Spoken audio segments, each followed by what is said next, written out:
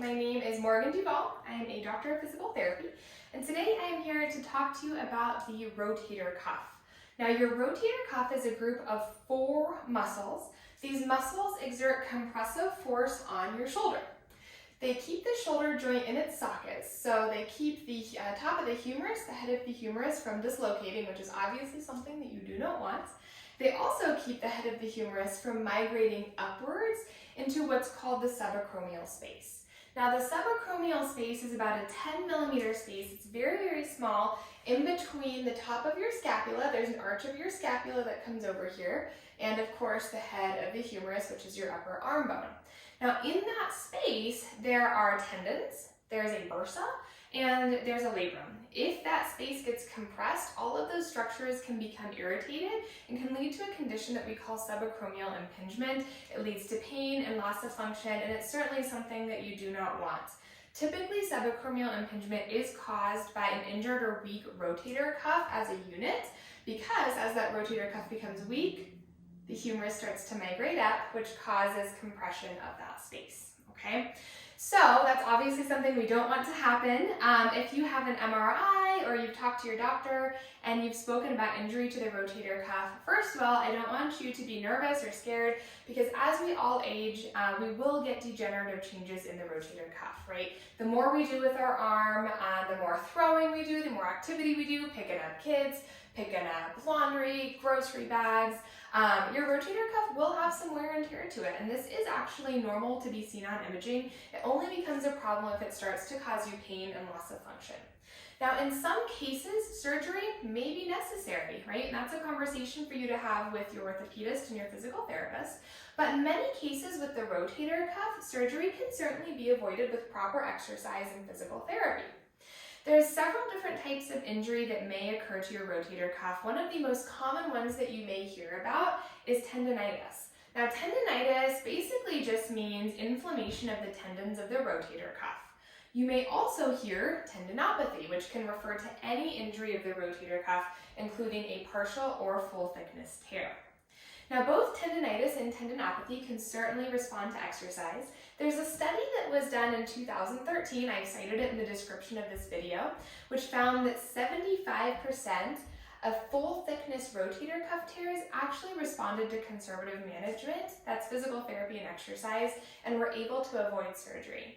So a great place to start with any rotator cuff injury is definitely exercise, right? Start with the least invasive option, and then if that does not succeed, you can slowly progress towards more invasive options, okay? All right, now let's talk about the rotator cuff. So I said before that the rotator cuff is comprised of 4 muscles. It is the supraspinatus, the infraspinatus, the teres minor, and the subscapularis.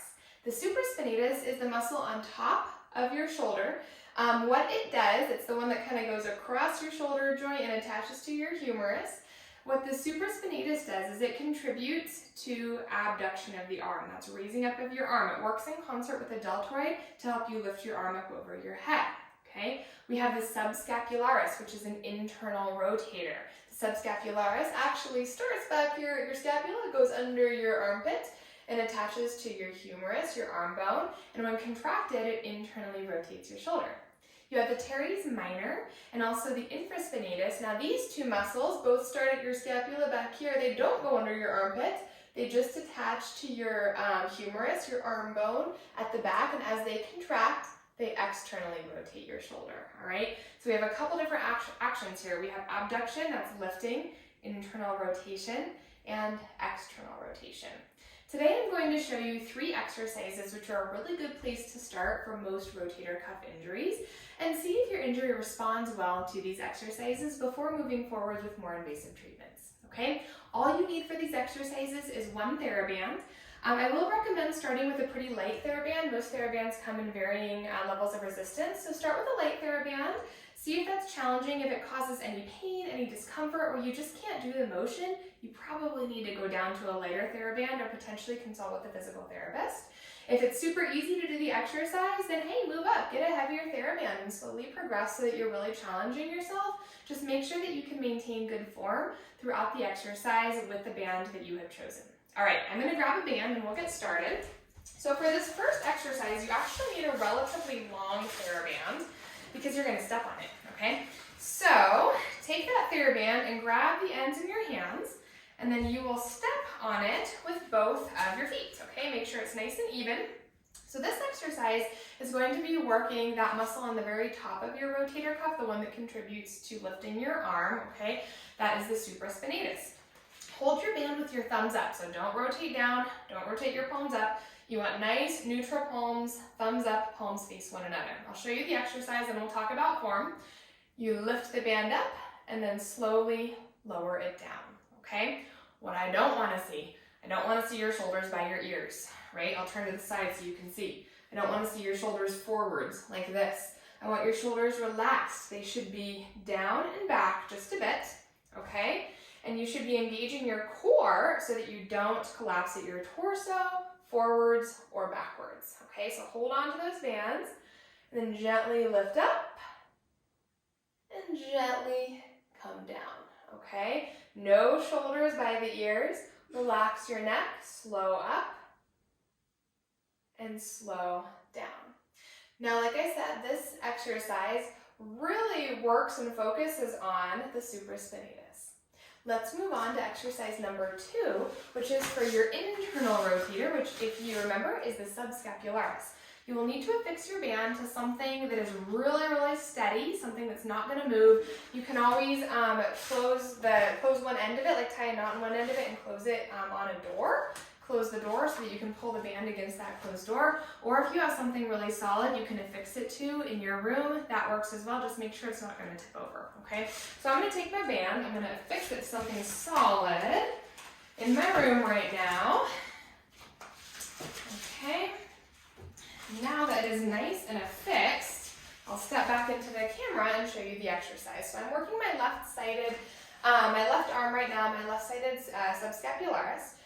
You'll hold the band in your hand, make sure it's pulling away, right? So as you can see, it's not pulling inwards right now, it's actually pulling outwards, all right? Elbow is right in line with your rib cage. Your thumb is up. Again, same cue as before, your shoulder is not forwards or upwards. It's relaxed, it's down and back. You don't have to squeeze it down and back really hard, just relax it gently into its natural state, okay? So from here, maintain your forearm parallel, okay? So you don't want it too far in, you don't want it too far out. You want it nice and parallel with your other forearm, with the surface that you've affixed your band to. You want it perpendicular to your body, okay? Holding that band and not letting your forearm move, you're actually going to take a few steps away from where you've affixed your band. So I'll step to the side.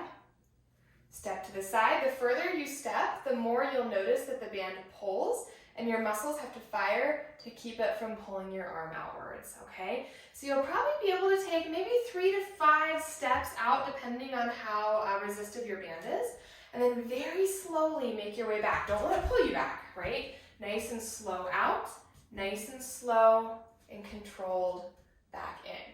So out and back, we'll call that 1 repetition, okay? Couple steps out, nice and slow and controlled, couple steps in. Now after a few repetitions, you will really start to feel that internal rotator firing in your shoulder blade. All right, let's move on to exercise number 3. I have to take my band off of its hole, which I affixed it to. Okay, exercise number 3, you're actually going to lie down on the ground, take your band with you. So once again, I'll work my left-sided rotator cuff. I'm going to lie down on my right side. Okay, now I'm going to hold one end of the band in my right hand. You can just kind of pin it to the ground or hold it, whatever is more comfortable for you. And you'll hold the other side of the band in your left hand, okay?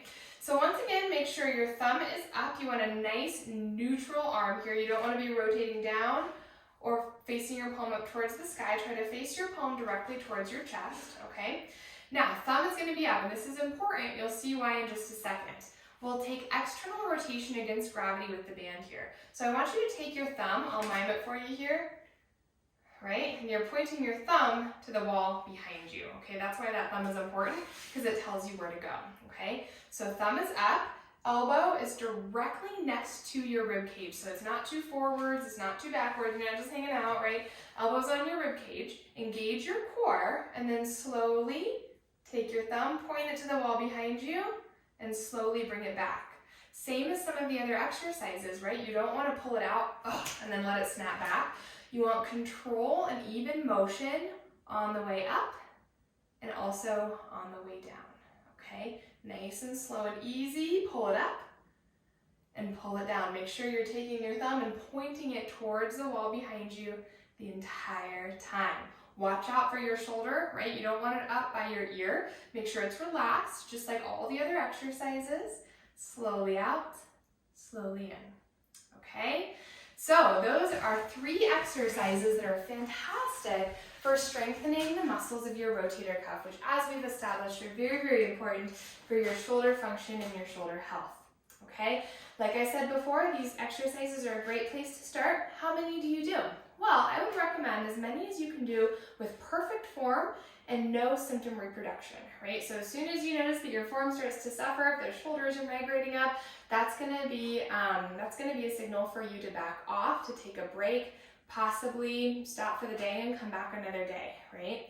If any pain is occurring, if you notice that your pain is getting worse, that's also a reason to stop.